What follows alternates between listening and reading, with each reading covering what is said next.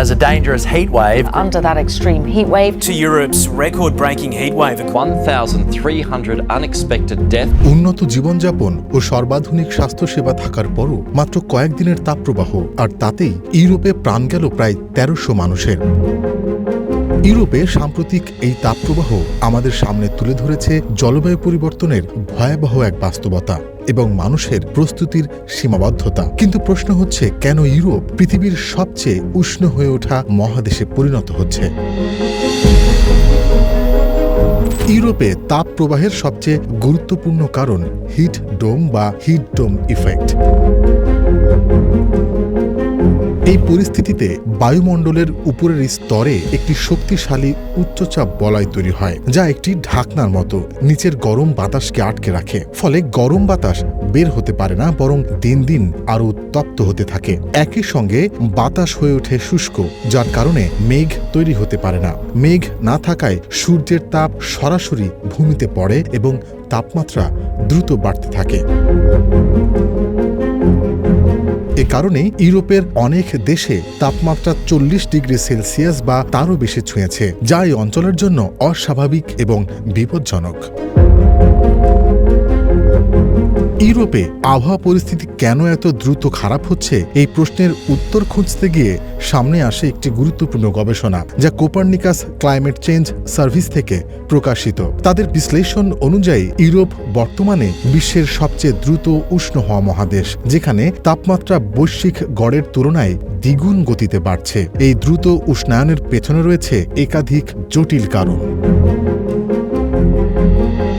প্রথমত, ইউরোপের ভৌগোলিক অবস্থান এবং আবহাওয়ার প্যাটার্নে বড় পরিবর্তন। বায়ু প্রবাহের ধরন বদলে যাওয়ায় গরম বাতাস দীর্ঘ সময় ধরে এই অঞ্চলে আটকে থাকে, যা তাপ প্রবাহকে আরও দীর্ঘস্থায়ী ও তীব্র করে তোলে। দ্বিতীয়ত, বায়ু দূষণ কমে যাওয়াও একটি অপ্রত্যাশিত কিন্তু গুরুত্বপূর্ণ প্রভাব ফেলছে। আগে বায়ুমণ্ডলে থাকা দূষণ কণাগুলো সূর্যের কিছু তাপ প্রতিফলিত করত। এখন সেই দূষণ কমে যাওয়ায় বেশি পরিমাণ সূর্যালোক সরাসরি মাটিতে পৌঁছাচ্ছে, যা তাপমাত্রা আরও বাড়িয়ে দিচ্ছে। গবেষণায় দেখা গেছে ১৯৮০ সালের পর থেকে পশ্চিম ও মধ্য ইউরোপে গ্রীষ্মকালীন তাপমাত্রা বৈশ্বিক গড়ের তুলনায় ৩ গুণ দ্রুত হারে বেড়েছে। কিন্তু অবাক করার বিষয় হল, অনেক আঞ্চলিক জলবায়ু মডেল বা রিজিওনাল ক্লাইমেট মডেলস এই বাস্তবতাকে সঠিকভাবে ধরতে পারছে না। এর প্রধান কারণ হিসেবে চিহ্নিত করা হয়েছে অ্যারোসল বা বায়ুদূষণ সম্পর্কিত একটি বড় ত্রুটি। বেশিরভাগ মডেলে অ্যারোসলের মাত্রা স্থির ধরে নেওয়া হয়, অর্থাৎ সময়ের সাথে সাথে বায়ুদূষণ কমার বিষয়টি বিবেচনায় নেওয়া হয় না। অথচ বাস্তবে ইউরোপে বায়ুদূষণ উল্লেখযোগ্যভাবে কমেছে, যার ফলে আকাশ আরও পরিষ্কার হয়েছে এবং সূর্যের আলো বেশি পরিমাণে মাটিতে পৌঁছাচ্ছে। এই প্রক্রিয়াকে বলা হয় রিজিওনাল ব্রাইটেনিং। যখন এই পরিবর্তনগুলো মডেলে অন্তর্ভুক্ত করা হয় না, তখন তারা সূর্যালোকের বাড়তি প্রবেশকে সঠিকভাবে হিসাব করতে পারে না, ফলে তাপমাত্রা বৃদ্ধির একটি বড় অংশ আড়ালেই থেকে যায়। গবেষণা বলছে, এই ভুলের কারণে প্রায় ০.৫ ডিগ্রি সেলসিয়াস পর্যন্ত উষ্ণায়ন কম দেখানো হচ্ছে, যা ভবিষ্যতে আরও বাড়তে পারে। তৃতীয়ত, ইউরোপে তুষারপাত ও বরফের পরিমাণ ক্রমশ কমে যাচ্ছে। বরফ ও তুষার সাধারণত সূর্যের আলো প্রতিফলিত করে, যাকে বলা হয় আলবেডো ইফেক্ট। কিন্তু যখন এই বরফ কমে যায়, তখন মাটি বেশি তাপ শোষণ করে, ফলে উষ্ণায়নও দ্রুত হয়। সবচেয়ে গুরুত্বপূর্ণ আরেকটি বিষয় হল আর্কটিক অ্যাম্প্লিফিকেশন। উত্তর মেরু অঞ্চলে দ্রুত বরফ গলছে, ফলে একটি শক্তিশালী ফিডব্যাক লুপ তৈরি হচ্ছে। বরফ গলে গেলে পানি বা মাটি বেশি তাপ শোষণ করে, যা আরও দ্রুত বরফ গলতে সাহায্য করে। এই প্রভাব ইউরোপের উত্তরাঞ্চল, বিশেষ করে সোয়েলবার্ডের মতো অঞ্চলে অত্যন্ত তীব্রভাবে দেখা যাচ্ছে।